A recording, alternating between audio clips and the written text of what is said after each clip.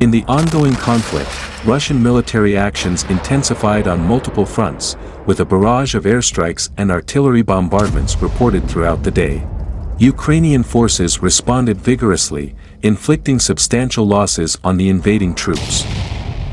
According to reports from the General Staff, Russian forces conducted 1 missile strike, 38 airstrikes utilizing 76 guided aerial bombs, and deployed 473 kamikaze drones against Ukrainian positions and settlements. Ukrainian defenses retaliated with precision strikes, targeting enemy manpower, cannons, ammunition depots, personnel concentrations, and anti-aircraft defenses. Over the past day, Ukrainian aviation, missile forces, and artillery executed 13 airstrikes on enemy positions, resulting in significant casualties and the destruction of enemy equipment. The Russian invaders suffered heavy losses, with casualties totaling 1,110 personnel, including 10 tanks, 11 armored fighting vehicles, and numerous artillery systems and drones.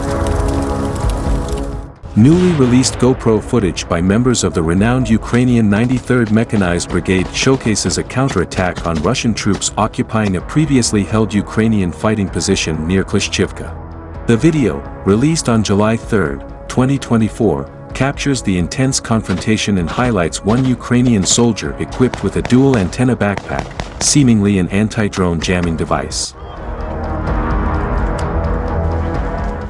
Another footage released by the 3rd Brigade details the successful repulsion of an enemy assault on Terny using strike drones and artillery. The Russian forces have been launching daily massive attacks on the defense forces' positions near Terny. When daytime assaults failed, they resorted to nighttime attacks. However, by morning, the Ukrainian defenders counted the destroyed targets, achieving their quota of enemy destruction for the entire day.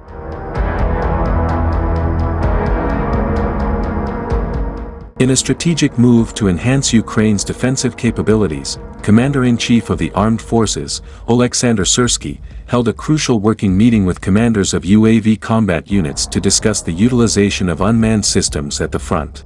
In the realities of modern hostilities, the number of hits by drones reaches the same level as artillery, making drones one of the military's top priorities, Syrsky emphasized.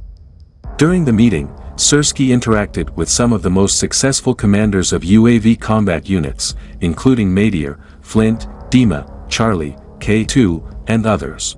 He highlighted the ongoing efforts to scale up the successful use of all types of UAVs at the front, stating, "Our task is to be technologically one step ahead of the enemy both in attacking drones and in protecting against them. But the most important task of technologies and innovations is to preserve the lives of our soldiers." Syrsky noted that unmanned systems are one of the most dynamic areas in modern warfare, with changes occurring daily, and stressed that Ukraine does not have the right to lag behind even a step. He concluded, "We have a clear plan of action. The joint work continues. Thank you to everyone who helps, trains drone operators, manufactures, and supplies drones for the defense forces."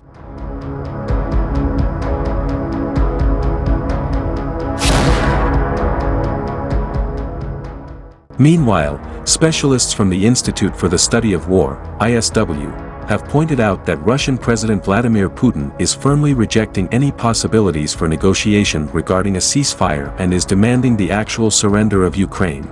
Putin has flatly rejected Russian involvement in any meaningful negotiations on a ceasefire agreement, instead insisting on the irreversible demilitarization of Ukraine as a precondition. Analysts interpret this as a demand for Ukraine's surrender to secure a ceasefire.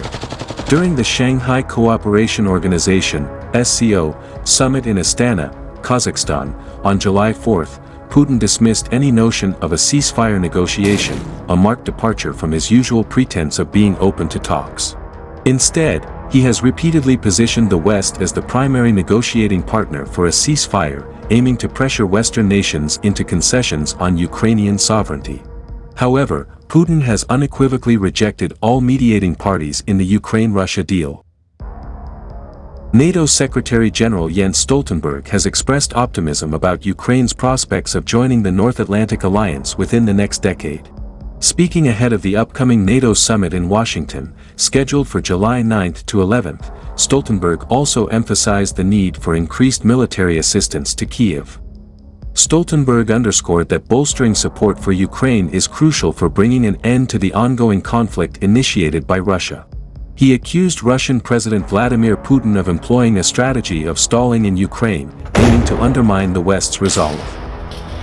Putin thinks he can sit us out. We must convince him that he cannot outlast us, and then this will create conditions for the end of the war, Stoltenberg stated. The NATO summit is expected to see alliance leaders commit to providing Kyiv with military assistance worth €40 billion in 2025.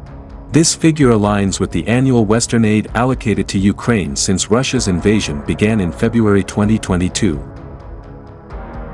In related developments, the Latvian Ministry of Defense announced plans to transfer over 2,500 drones to Ukraine, valued at €4 million. This initiative is part of the Drone Coalition's efforts to support the Ukrainian armed forces. The first batch, comprising 300 UAVs, will be delivered in the coming days, with further deliveries scheduled throughout July.